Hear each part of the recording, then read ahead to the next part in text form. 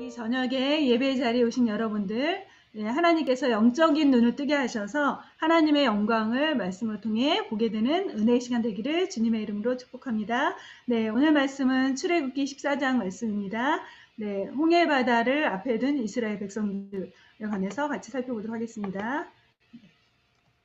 네, 여러분 영화 좋아하세요? 네, 어떤 영화를 좋아하세요? 네, 남자들은 첩보 영화들 많이 좋아하시죠? 저는 로맨틱 코미디를 좋아해요. 자주는 못 보지만, 네, 그런데 첩보 영화들을 보면요, 위기의 순간들이 나오죠. 주인공이 적에게 잡혀서 죽을 것 같은 그런 순간들이 있어요. 클라이막스에 도달하기 전에 주인공들이 반드시 적에게 잡히고 위험천만한 장면이 나옵니다. 네, 저는 이런 장면 잘 못 보거든요. 그래서 다른 데를 쳐다보거나 눈을 감거나 하곤 해요. 그런데 주인공들은 반드시 죽지 않고 끝까지 살아남죠. 성도의 삶에도 위기와 어려운 난관이 있기도 해요. 그런데 끝은 아니죠. 오히려 절정을 향해 가는 과정일 뿐이에요. 오늘 말씀은 홍해바다 앞으로 인도하신 하나님에 대한 부분을 이스라엘 백성과 더불어서 같이 살펴보도록 하겠습니다. 네, 지난주에 저희가 12장에서 6월절, 그리고 출애굽하는 그런 장면을 같이 살펴봤는데요. 12장 51절에 보면요. 이스라엘 백성은 장자와 초태생, 초태생이란 첫 번째로 태어난 수컷을 의미하는데요. 그 장자와 초태생이 죽는 10번째 재앙 가운데 6월절 절기를 지킴으로 무사히 애굽에서 탈출하게 되죠. 그리고 13장에서는요. 무교절을 지키도록 하나님께서 다시금 명령하시는 내용입니다. 무교절은 기억하시죠? 누룩 없는 떡을 먹는 절기예요. 6월절과 유교절은요. 거의 같은 절기로 보는데요. 6월절 날 시작되면서 아비몰 14일부터 시작되면서 그 다음날 일주일 동안은 무교절을 지켜요. 그래서 이스라엘 백성은 재앙으로부터 보호하시고 애굽의 압제와 노예로부터 건져주신 하나님을 기억하면서 무교절을 지켜야만 했죠. 10번째 재앙에서 장자들과 초태생들을 지키시고 살려주신 하나님께 장자들과 초태생이 하나님께 속했기에 그들을 바치도록 하나님께서 계속해서 명령하고 계세요. 그리고 만약 바치지 않을 경우는요. 값을 대신해서 지불하는 것, 대속할 것을 13장에서 말씀하시죠. 그리고 제일 뒷부분에는요. 하나님은 에담에 이르러서 에담이라는 장소에 이르러서 이제 장막을 치게 하세요. 그리고 그곳에서부터 불기둥과 구름기둥으로 이스라엘 백성을 인도해 주십니다. 오늘 본문 내용은요. 14장 1절부터 4절은 하나님께서 모세에게 홍해의 맞은편 비하히롯이란 곳에 이스라엘 백성들로 하여금 장막을 치도록 명령하세요. 그리고 바로의 군대가 그 소식을 듣고 이제 이스라엘 백성을 추격해 오죠. 그리고 이스라엘 백성들은 추격하는 바로의 군대를 바라보고 두려워서 부르짖고 원망을 합니다. 그리고 마지막 부분은 모세가 백성들에게 하나님의 메시지를 전해주는 내용이에요. 이제 이스라엘 백성은 430년간의 노예 생활을 마치고 바로의 압제와 노역으로부터 벗어나 출애굽하게 되었죠. 고센 땅에서 숫꽃, 지도에 보이시죠? 숫꽃이 있고요. 그 다음에 에담을 거쳐서 이제 앞으로 나아가는 이스라엘 백성을 향해 하나님께서는 모세를 통해서 말씀하세요. 바다와 믹돌 사이 비하히롯에 진을 치게 하세요. 제가 서클로 이렇게 칠해놨는데요. 1절 말씀, 2절 말씀 같이 읽어볼까요? 여호와께서 모세에게 말씀하여 이르시되 이스라엘 자손에게 명령하여 돌이켜 바다와 믹돌 사이에 비하히롯 앞 곧 바알스본 맞은편 바닷가에 장막을 치게 하라. 여러분이 주의 깊게 보시면요. 이 2절에는요. 바다와 믹돌 사이 비하히롯 앞 바알스본 맞은편 그러니까 상당히 상세하게 이 지명을 알려주고 계시는 걸 알 수 있어요. 특히 여기서요. 2절에 보면 돌이켜라는 단어가 나오는데요. 하나님께서 갑작스럽게 방향 전환을 지시하는 그런 말씀이세요. 그 옆으로 틀다, 뒤로 돌이키다라는 돌이켜라는 단어의 뜻이 있고요. 하나님께서는 이스라엘 백성이 이제까지 행군했던 방향이 아니라 갑자기 돌이켜서 다른 방향으로 향하게 하신 것이죠. 이곳은 바로 홍해 바닷가 앞이에요. 하나님께서 우연이 아니라 의도적으로 홍해 바닷가 앞으로 인도하신 것을 볼 수 있습니다. 하나님께서는 이후에 일어날 일들을 상세히 설명해 주고 계세요. 네, 3절 말씀, 4절 말씀인데요. 같이 읽도록 하겠습니다. 바로가 이스라엘 자손에 대하여 말하기를 그들이 그 땅에서 멀리 떠나 광야에 갇힌 바 되었다 하리라. 내가 바로의 마음을 완악하게 한즉 바로가 그들의 뒤를 따르리니 내가 그와 그의 온 군대로 말미암아 영광을 얻어 애굽 사람들이 나를 여호와인 줄 알게 하리라 하심에 무리가 그대로 행하니라. 네, 하나님은 바로 왕의 생각까지도 미리 다 아시고 바로가 무슨 일을 행할지도 알려주고 계시죠. 바로 왕은 이스라엘 백성이 홍해 앞바다에 진을 친 것이 광야에서 길을 잃어 목적 없이 이리저리 방황하고 있는 것으로 오해하고 그래서 추격하게 될 것이라고 하나님은 미리 모세를 통해 이스라엘 백성들에게 알려주고 계세요. 네, 당시에 이집트에서 가나안까지 가는 길은요, 보통 3가지 경로가 있었어요. 첫 번째는요, 북쪽으로 가는 길이었고요. 네, 제가 지도에 1번을 했죠. 그리고 두 번째는요, 중앙으로 통과하여 가는 길이 있었고요. 그리고 세 번째는 남쪽으로 가는 길이 있었어요. 이 북쪽 1번 길로 가는 길은요, 이집트에서 가나안까지 가는 최단거리였어요. 그런데 그곳에는요, 블레셋의 군대가 진을 치고 있어서 전쟁을 치러야지만 통과할 수 있는 길이었어요. 왕의 길로도 알려져 있는데요. 하나님께서는 이스라엘 백성이 전쟁을 두려워할까봐 북쪽 길로 가지 않게 하셨죠. 네, 그리고 두 번째는요, 이 시나이 반도 가운데를 가로지르는 그 중앙으로 통과하는 길이 있는데요. 이 길로 갈 때 고센 땅에서부터 그 시내산까지 사흘길이 돼요. 시나이 반도에는요, 시나이 반도에는 스웨즈만 여러분 그 밑에 보면 홍해라고 써 있죠. 홍해가 V자로 해서 그 스웨즈만이 하나 있고요. 왼편에 그리고 오른편에는 아카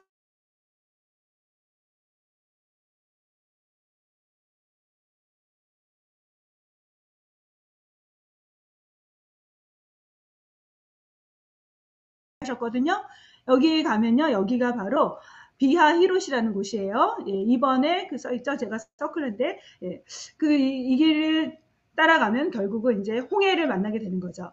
사실은 보통은 3번 길로 갔다는 그런 설이 가장 유력했어요. 그 제일 남쪽의 길, 이쪽 갔다는 설이 굉장히 유력했는데요. 최근에는 두 번째 중앙을 통과한 길로 갔다는 그런 것들이 많은 그 증거를 가지면서 유력하게 받아들여지고 있습니다.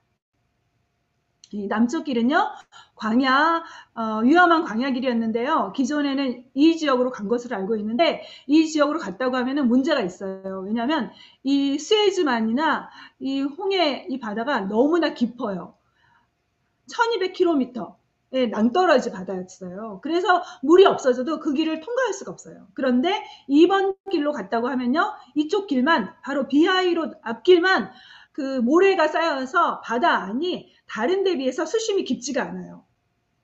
120km 정도의 200km 정도의 그렇게 수심이 깊지 않기 때문에 그 길로 갔다고 했을 때는 그 구약의 성경이 증거로 이제 채택이 될 수가 있는 거죠. 구약의 성경이 사실로 받아들여질 수가 있는 거죠. 네. 그래서 여기 있는 제가 다시금 색칠을 했는데요. 이 비하이롯이란 곳은 어디인가? 하나님께서 남쪽으로 돌아서 그 가운데 시나이 반도 가운데를 중앙을 통과해서 방향을 돌려서 남쪽으로 가게 하셨는데 왜 이곳에 하나님은 진을 치게 하셨을까? 앞에는 홍해 바다가 있고 그리고 양옆으로는 죽음의 사막과 산으로 펼쳐져 있는 곳이에요. 앞으로 전진할 수 없는 곳이 바로 비하이롯이었어요. 하나님께서 이르게 하신 곳은 더 이상 전진할 수 없는 막다른 곳이었죠. 이때 바로 왕은 장자의 죽음 재앙을 겪고 3일이 지난 후 이스라엘 백성들의 애굽 탈출 소식을 듣고 마음이 이제 변해서 후회합니다. 그리고 5절 말씀 추격을 하게 되죠. 왜 그가 그렇게 갑작스럽게 다시금 군대를 모집해서 추격했을까? 5절의 말씀에 보면 알 수 있습니다. 같이 읽겠습니다. 그 백성이 도망한 사실이 애굽 왕에게 알려짐에 바로와 그의 신하들이 그 백성에 대하여 마음이 변하여 이르되 우리가 어찌 이같이 하여 이스라엘을 우리를 섬김에서 놓아 보내었는가 하고 그는 60만의 노예로 노동력을 제공했던 이스라엘 백성이 다시 애굽으로 돌아오지 않을 것임을 인식하면서 재차 이스라엘 백성을 노예로 삼고자 혈안이 됐죠. 고대 근동에서는요, 노동력이란 나라와 왕권의 강성함을 의미해요. 그래서 나라가 부강하다, 강성하다, 힘을 가졌다라는 건 엄청난 노동력을 소유했다는 거죠. 그래서 그는 이스라엘 백성을 노예로 삼기 위해서 전력을 갖추죠. 바로는 자신의 병거를 무장하고 전투 병력을 이끌고 이스라엘 백성을 뒤쫓아갑니다. 6절, 7절 같이 읽겠습니다. 바로가 곧 그의 병거를 갖추고 그의 백성을 데리고 갈새 선발된 병거 600대와 애굽의 모든 병거를 동원하니 지휘관들이 다 거느렸더라. 임무를 수행하기 위해서 특별히 선택된 병거 600대와 군 지휘관들 그리고 모든 보병과 마병을 거느린 병거 부대를 이끌고 바로는 출동하죠. 사실 저는 이런 개념이 오면요 그렇게 잘 몰라요. 군대를 안 갔다 왔으니까. 그런데 여하튼 엄청난 군대를 소집을 했다는 거죠. 예. 바로는 당시 최고의 전투 병력을 동원하여 이스라엘 백성을 뒤따릅니다. 선발된 병거 600대는요 정예화된 특공대였고요. 이들은 마모가 심한 부위의 청동, 철을 제외하고는 나무와 가죽으로 만들어진 최신 병거, 최신식 무기 그런 것들을 다 동원했다는 거죠. 그래서 훈련된 군인 지휘자들과 함께 애굽의 모든 군 병력을 동원해서 이스라엘을 추격합니다.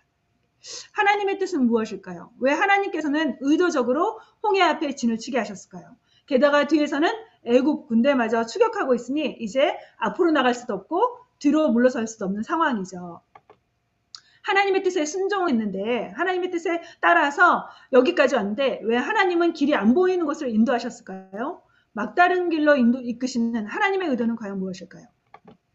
잠시 저희가 애굽 왕 바로가 이스라엘을 추격한 것은 하나님께서 바로 왕의 마음을 완악하게 하셔서 추격하게 한 것이라고 하신 그 말씀 4절과 8절에 나오는데요. 그 말씀에 대해서 생각해 보셨으면 좋겠어요.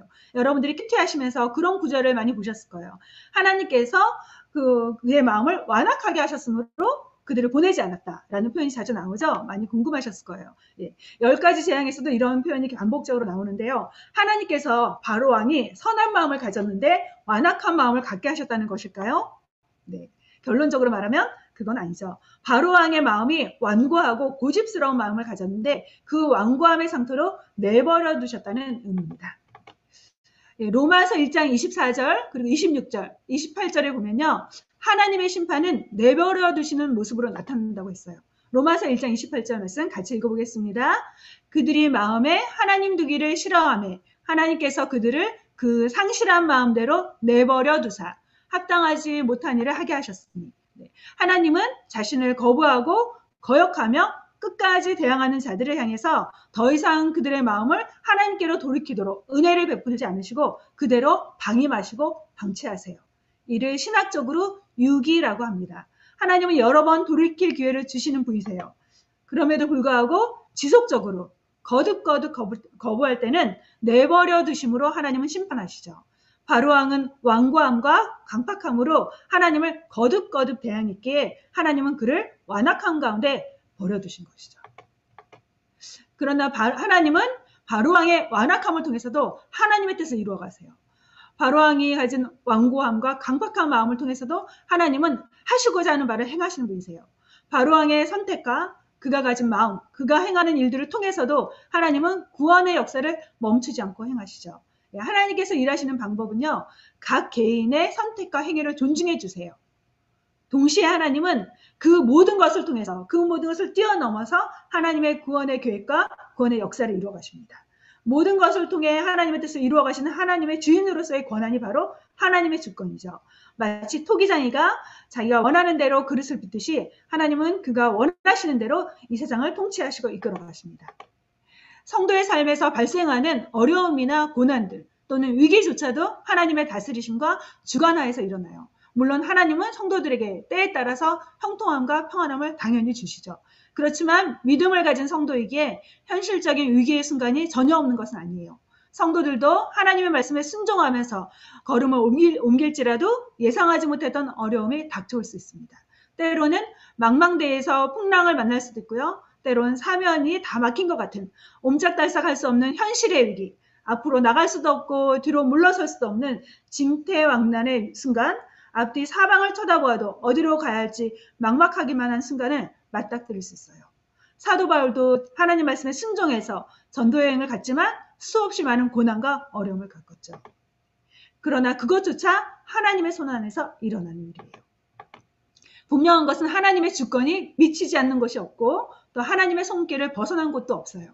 성도의 삶에서 일어나는 모든 것은 기쁜 일이건 슬픈 일이건 심지어 고통스러운 일조차도 하나님의 다스리심 아래서 발생하죠. 물론 하나님이 악을 일부러 조장하지는 않습니다. 그러나 온 세상의 모든 것은 분명히 하나님의 통치 아래 있습니다. 특히 사랑하는 하나님의 자녀들의 삶에서 일어나는 일들은 하나님의 계획과 목적 가운데 우리의 반응 속에서 일어나고 있죠. 그렇다면 왜 하나님은 하나님의 백성들에게 이렇게 어려운 위기의 순간을 허락하실까요? 하나님께 순종하는 발걸음인데도 극한의 위기를 겪게 하시고 사면 초과라는 막다른 길에 이르게 하실까요? 네, 첫 번째, 세상은 공중의 권세 잡은 자인 사단에게 속해 있고요. 사단은 세상에 속하지 않은 성도들을 공격하고 있죠. 본문에서 바로는 사단의 하수인이며 악한 세력을 대변하고 있어요. 성도들과 하나님의 백성을 공격하는 악한 세력들은 호락하지 않고 약하지도 않죠. 믿음을 가진 성도들을 향해서 여전히 놓아지지 않으려고 온갖 술수와 방법을 동원해서 공격해오고 있습니다. 그리고 두 번째로 성도들은 믿음을 가진 후에도 여전히 연약한 존재예요. 그리고 죄로부터 자유롭지 못하죠. 성도들 자체의 연약함으로 인해 때로는 죄의 길을 선택해서 어려움과 난관을 겪을 수도 있습니다. 세 번째, 궁극적으로는요, 본문에서와 같이 하나님의 영광을 드러내시고 하나님이 어떤 분인지 드러내기 위함이에요. 하나님의 백성이 당하는 위기는 하나님의 영광을 드러내는 기회가 될 수 있어요. 오늘 본문에서도 극한의 위기 가운데서 하나님의 능력과 영광이 드러날 것을 말씀하고 계세요. 어떤 어려움이 와도 그 안에 하나님께서 목적하신 일들이 분명히 있습니다. 죽을 것 같이 고통스러워도 하나님이 끝이라고 하지 않으시면 아직 끝나지 않은 거예요. 성도에게 끝은 언제나 승리이며 최선의 것만이 준비되어 있습니다. 출애굽은 영적인 의미로 우리가 한번 생각해 볼 수 있는데요. 세상과 악의 세력으로부터 벗어나 구원받는 것을 의미하는 거죠. 바로와 애굽의 압제에서 벗어나듯이 마귀와 악의 세력으로부터 벗어나 구원받는 것이 바로 출애굽 사건이에요. 이 출애굽은 어린 양의 피를 문인방과 문설주에 바름으로써 죽음의 재앙에서 벗어날 수 있어서 마찬가지로 성도는 하나님의 어린 양 대신 예수 그리스도의 보혈의 피로 말미암아 죄 용서받고 죽음의 형벌에서 세상에서 벗어날 수 있었죠. 또한 이스라엘 백성은 출애굽을 통해 자유와 해방을 받게 되었던 것처럼 성도는 예수 그리스도 안에서 죄로부터 자유함을 얻고 영적인 사망에서 해방을 얻게 되었죠. 그렇다면 광야 생활은 성도에게 무엇을 의미할까요? 하나님이 구원하셨으면 곧바로 가나안에 딱 들여보내시면 좋을 텐데 왜 광야를 통과하게 하셨을까요? 네. 광야 생활은 구원받은 성도들이 이 세상에서 사는 동안 주님을 닮아가고 거룩해지는 성화의 과정을 보여줍니다. 하나님은 구원받은 성도들이 이 땅에서 주님을 닮아가도록 그리고 맡겨주신 사명을 감당하도록 세상에 남겨두셨죠. 가나안 땅 최종 목적지에 이르기까지 성도들은 이 세상에서 하나님의 뜻을 이루어드리고 주님을 닮아가기를 하나님은 기대하고 계세요. 그런 과정에서 성도들은 어려움도 당하고 난관과 위기를 만나기도 하죠. 분명한 것은요, 하나님은 어떠한 사건과 일들을 통해서라도 반드시 하나님의 역사를 이루어 가시며 주님의 영광을 드러내시는 분이라는 사실이에요. 도저히 내 머릿속으로는 이해할 수 없고 또 납득할 수 없는 일들이 일어날지라도 궁극적으로는 모든 것을 통해 하나님이 의도하신 선을 이루어 가십니다. 네. 로마서 8장 28절 말씀, 유명한 말씀이죠. 하나님을 사랑하는 자, 곧 그 뜻대로 부르심을 입은 자들에게는 모든 것이 합력하여 선을 이룹니다. 로마서에서는 그렇게 말씀하시죠. 하나님께서 우리를 미리 아시고 택하시고 또 부르시고 의롭다 하시고 그리고 마지막에는 영화롭게 영광스럽게 하실 것이다 라고 말씀하셨어요. 하나님의 우리 향한 최종적인 목적지는 뭐냐면요. 영광스러운 모습으로 우리를 변화시키는 그것입니다. 그리고 선을 이루시는 거죠. 바로왕의 군대가 추격하여 옴으로써 하나님께서는 이제 상상하지도 못할 일을 이루시죠. 4절에서 하나님은 바로의 군대가 추격해 오지만 결국에는 하나님의 영광이 드러나게 될 것이라고 예고하셨어요. 바로가 그들의 뒤를 따르리니 내가 그와 그의 온 군대로 말미암아 영광을 얻어 애굽 사람들이 나를 여호와인 줄 알게 하리라. 하나님은 당신의 이름과 영광, 명예를 위해서 일하시는 분이세요. 시편에서도 말씀하시죠. 그 유명한 23편. 하나님은 우리를 인도하시는데 하나님의 이름을 위해서 의의 길로 인도하시는 분이시다. 라고 말씀하고 있습니다. 그래서 출애굽은 애굽의 압제와 노예로부터 해방과 자유를 얻게 한 이스라엘을 향한 하나님의 구원의 사건이었어요. 아브라함과 맺은 언약을 기억하셔서 아브라함의 자손들이 애굽에서 제국의 보호 아래 하나의 민족을 이루게 하셨고 이제 약속하신 대로 하나님의 때가 되자 가나안 땅을 향해 나가게 하신 하나님의 언약의 성취였으며 구원의 역사였죠. 그렇다면 홍해를 건너는 사건은 어떠한 영적인 의미를 담고 있을까요? 네, 홍해를 건넌 사건은 단순히 초자연적인 기적의 사건만은 아니에요. 역사 가운데 역사 속에서 하나님이 행하신 구원의 사건이며 구원받은 하나님의 백성으로서 세례식을 거행한 것과 같다라고 고린도전서에서는 말씀하고 있습니다. 구원받은 자들에게 하나님의 백성임을 온 천하에 알린 사건이죠. 그리고 바로왕의 마음이 완악하여 이스라엘 백성을 추격하자 하나님은 이 바로왕의 군대를 통해 영광을 얻으시고 여호와께서 하나님이심을 드러내셨어요. 21절부터 29절의 말씀은 바로 하나님의 말씀이 성취된 그 내용인데요. 4절의 말씀이 성취된 내용인데요. 21절, 네, 여러분 다 아시는 그 홍해 사건을 보여주는 말씀이에요. 같이 쭉 읽어보도록 하겠습니다. 모세가 바다 위로 손을 내밀매 여호와께서 큰 동풍이 밤새도록 바닷물을 물러가게 하시니 물이 갈라져 바다가 마른 땅이 된지라. 그러나 이스라엘 자손은 바다 가운데를 육지로 행하였고 물이 좌우에 벽이 되었더라. 홍해 바다가 갈라져 마른 땅이 된 곳을 이스라엘 백성들은 안전하게 건널 수 있었죠. 반면에 이스라엘 백성을 뒤따라가던 바로왕과 그의 군대는 홍해의 물이 뒤덮어 모두 물에 몰살되고 말았습니다. 네. 물이 다시 흘러 병거들과 기병들을 덮되 그들의 군대를 다 덮으니 하나도 남지 아니하였더라. 네. 이때까지만 해도 이집트는요, 고대에서 그 세계 최강의 국가였어요. 최고의 권력을 갖고 있던, 파워를 가졌던 그런 나라였죠. 그런데 바로 이때 애굽의 모든 그 군대와 그다음에 무기가 바다에 수장됨으로 인해서 애굽은 힘을 잃게 되죠. 제국으로서 이제 더 이상 회복이 되지 못하는 일들이 나타나게 됩니다.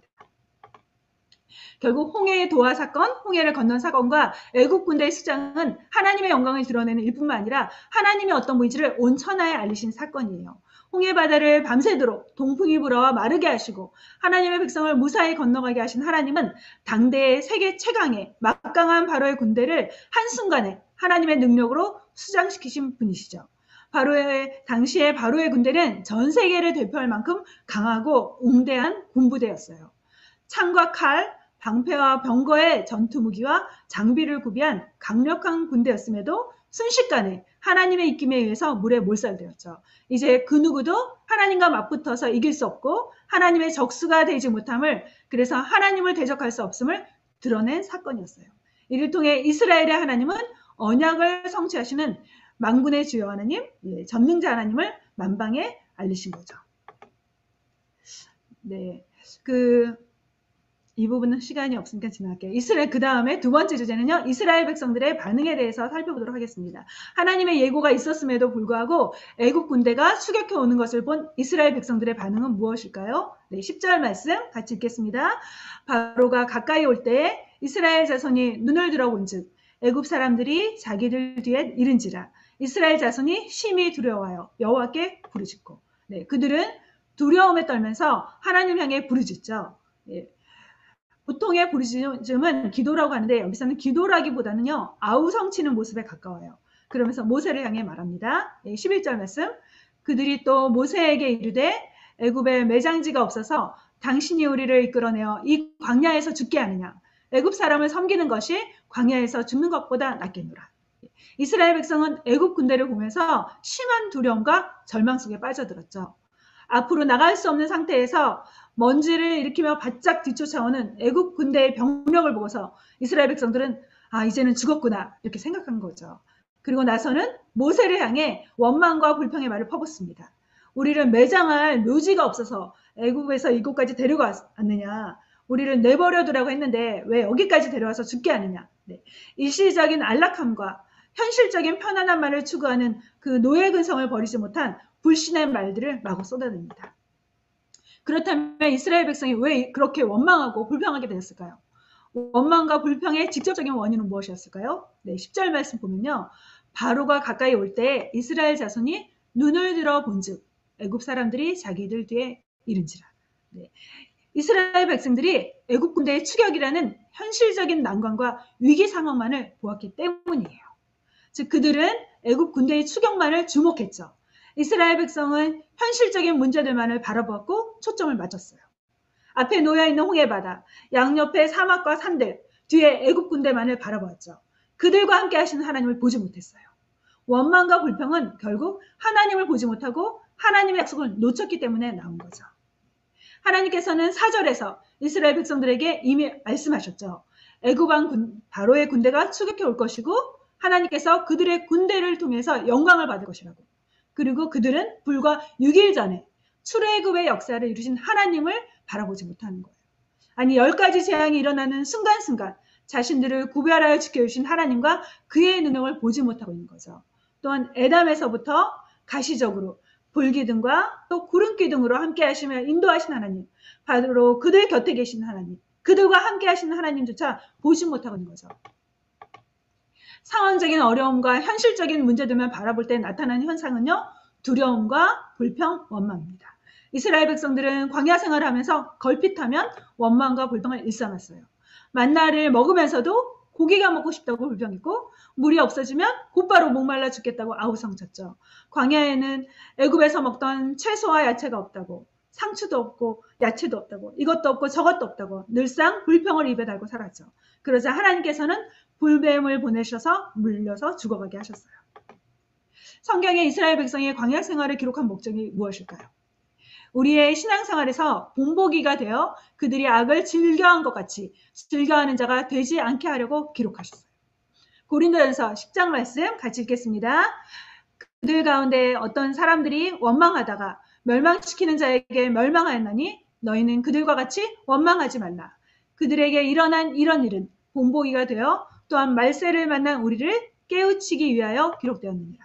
네, 이스라엘 백성이 입술과 혀로 원망하며 불평하다가 죽어갔던 광야의 교훈을 기억하면서 범죄하지 않도록, 죄짓지 않도록 광야의 생활의 그 기록을 우리에게 남겨주신 거죠. 기억하세요. 이스라엘 백성이 광야에서 죽은 것은 먹을 것이 없어서도 아니고 전쟁이 일어나 칼에 의해서 죽은 것도 아니에요. 그리고 전염병에 의해서 죽은 것도 아닙니다. 하나님의 약속을 불신하고 악한 말을 쏟아냈기 때문이죠. 혹시 여러분들은 하나님의 놀라운 구원의 은혜와 돌보심을 경험했으면서도 습관적으로 원망하고 어려움이 일어나면 불평하는 삶을 살고 있지는 않으세요? 하나님께서는 우리가 말한 대로 하나님 귀에 들린 대로 행하시겠다고 말씀하셨어요. 만약 내가 말한 대로 행하신다면 너무나 무서운 재앙 같은 일들이 일어나지는 않을까요? 두렵지 않으세요? 가끔씩 저는요, 아이들이 하는 말을 들으면 섬찟할 때가 있어요. 혹시 저 아이들이 하는 말대로 행하신다면 어떻게 할까? 너무 두렵더라고요. 그런데 나의 언어는 어떤가요? 너무 쉽게 조그만 어려움이 닥치면 원망하고 불신의 말, 불평을 그렇게 늘어놓지는 않습니까? 하나님께 받은 복이 너무나 많음에도 더 많이 갖고 싶어서, 더 많은 것을 누리고 싶어서 욕심과 탐욕 속에 원망하고 하나님의 약속을 불신하고 불평을 늘어놓지는 않은지 돌아보았으면 좋겠습니다. 네, 세 번째 주제는요. 이제 모세는 그런 원망과 불평, 불신하는 백성들을 향해 외치듯이 말합니다. 13절, 14절 말씀인데요. 같이 읽겠습니다. 모세가 백성에게 이르되 너희는 두려워하지 말고 가만히 서서 여호와께서 오늘 너희를 위하여 행하시는 구원을 보라. 너희가 오늘 본 애굽 사람을 영원히 다시 보지 아니하리라. 여호와께서 너희를 위하여 싸우시리니 너희는 가만히 있을지니라. 네, 이제 구원하시는 하나님의 역사를 지켜보기만 해라. 당신들이 두려워 떠는 이 애굽 군대를 다시는 영원토록 볼 수 없을 것이다. 주님께서 여러분들을 구해 주실 것이니 하나님께서 여러분을 싸우실 것이니 진정하라고 말하고 있는 거죠. 네, 모세가 말한 내용은 세 가지로 나뉘어져요. 두려워하지 말라. 예, 그 다음에 가만히 서라. 그리고 하나님의 구원을 보아라. 여기에서 가만히 서서라는 단어가 반복되고 있는데요. 13절에 그 가만히 서라는 말은 원어로 히트 야추브이고요. 혀를 물다, 침묵을 지키다라는 단어예요. 14절에서는 타알이라는 단어가 사용됐고요. 파놓다, 조각하다, 잠잠하다, 말을 못하다라는 뜻이에요. 즉 더 이상 불평하지 말고 조용히 기다리라는 의미죠. 구원을 이루신 하나님의 주권적인 사역을 믿음으로 바라보라는 뜻이에요. 구원이 하나님께 속해 있음을 믿고 침묵하며 인내할 것을 명령하고 있죠. 또 아무것도 하지 말라라는 그런 소극적인 의미로 생각할 수 있는데요. 사실 그 의미가 아니라 내 인생이 바로 하나님의 그 주인임을 인정하고 그리고 하나님께서 허락하신 모든 것을 받아들이라는 그런 의미기도 해요. 하나님은 어떤 때는 우리가 믿음으로 움직이고 행동하기를 원하세요. 그러나 구원에 있어서만큼은 전적으로 하나님이 이루신 일에 의해서 얻게 되죠. 그래서 가만히 서서 잠잠히 하나님이 행하시는 구원을 바라보라고 말씀하고 계세요. 그리고 또 그 다음 나오는 말씀은 하나님의 구원을 보라라고 했죠. 여호와께서 너희를 위해서 행하시는 구원을 보라라는 말에서 구원이라는 개념은요. 신약에서 구원과 구약의 구원인데요. 구원이라는 원래의 뜻은 온전하게 하다, 건강하게 하다 그런 뜻을 갖고 있죠. 여기에서는 생명을 구하는 것, 전쟁에서 승리하는 것을 의미하고 있어요. 즉 앞에 넘실대는 홍해바다나 중무장한 애굽 군대로 눈을 향하지 말고 위로부터 오시는 하나님의 크시고 강한 능력을 소망하라는 의미예요.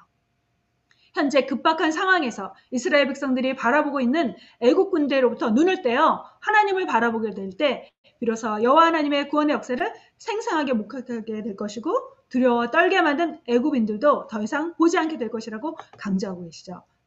너희가 오늘 본 애굽 사람을 영원히 다시 보지 아니하리라. 그렇게 말씀하고 있죠. 그렇다면 믿음이란 무엇일까요? 하나님을 바라보는 거예요.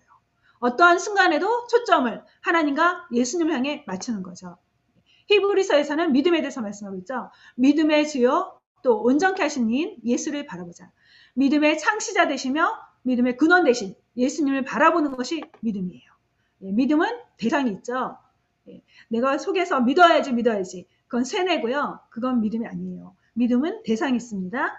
우리의 믿음의 대상 예수 그리스도 하나님을 바라보는 거죠. 우리가 늘 시선을 고정해야 할 분은 오직 예수 그리스도이며 창조주이시며 구원자 되신 하나님이시죠. 우리의 시선이 다른 곳을 향할 때 우리는 넘어질 수밖에 없고요. 실족할 수밖에 없는 존재예요. 예수님의 수제자였던 베드로의 경험은 우리에게 믿음이 무엇인지 알려주고 있어요. 그는 풍랑이 있는 무리를 걸어오시는 예수님을 향해 외치죠. 주님이시거든 나로 하여금 무리를 걷게 해주십시오. 그러자 주님은 베드로를 향해 무리를 걸으라고 말씀하셨어요. 지구상에서 무리를 걸어본 사람이 몇 명이나 있을까요? 김일성이 무리를 걸었다는 그런 얘기도 있지만 사실 그건 아니죠. 베드로는 무리를 걷는 예수님이 행하신 초자연적인 기적을 직접 몸소 체험하죠. 그런데요, 얼마 지나지 않아서 바람이 불자 바람과 파도를 보고 무서워하게 돼요. 그리고 물속에 빠져들죠. 우리는 주님께 시선을 고정하고 믿음으로 나갈 때만 문제의 파도를 딛고 그 위를 걸을 수 있어요. 그러나 우리의 시선이 주님이 아닌 다른 것들, 문제들과 상황적인 어려움들에 두기 시작할 때 문제 더미 속에 빠져들 수 있습니다. 우리는 연약한 존재예요. 거대한 산더미 같은 풍랑이 불어오면 그것을 스스로의 힘으로 헤쳐나갈 힘이 없습니다. 주님을 바라볼 때만이 풍랑을 딛고 일어설 수 있을 뿐이죠.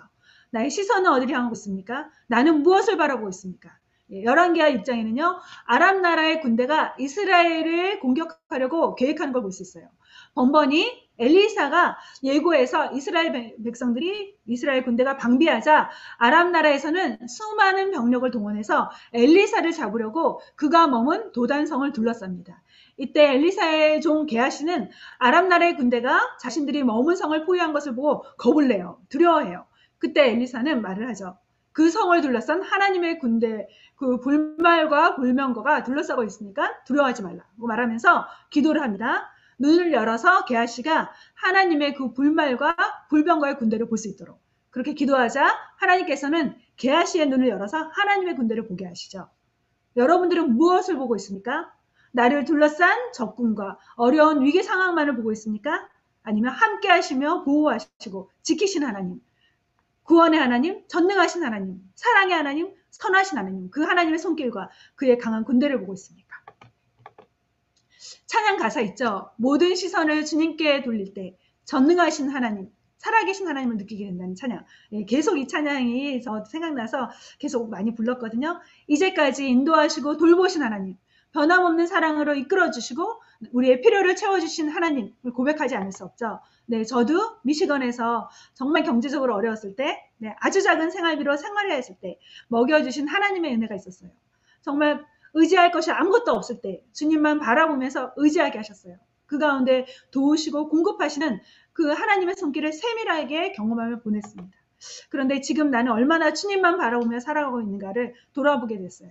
여전히 나의 초점을 맞추고 시선을 고정해야 할 분은 주님밖에 없음을 다시금 낮아진 마음으로 이 말씀을 준비하면서 깨닫게 됐습니다. 네, 예, 이제 결론입니다. 예, 때로 하나님은 우리를 더 이상 앞으로 나가지도 못하고 뒤로 물러설 수도 없는 막다른 곳으로 인도하시기도 해요.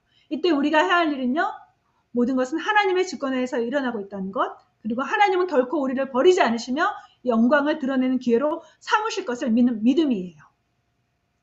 하나님의 약속의 말씀을 붙들고 믿음을 갖고 하나님을 바라보는 것. 우리의 한계 상황은 우리를 죽이기 위함이 아니라 하나님만을 의지하며 하나님만을 바라보기 위한 것을 기억하세요. 우리의 한계 상황 속에서 하나님을 바라볼 때 하나님은 그때부터 일하기 시작하세요. 내 힘으로 어찌할 수 없을 때 하나님은 자신의 능력을 나타내세요. 우리의 길이 막다른 곳은 하나님이 일하실 수 있는 최적의 시간이고 절호의 찬스예요. 이제 우리의 모든 시선을 주님께로만 주파수를 맞추고 고정하도록 합시다. 그 가운데 만나주시고 건져주시는 주님의 구원의 손길을 경험하기를 바랍니다.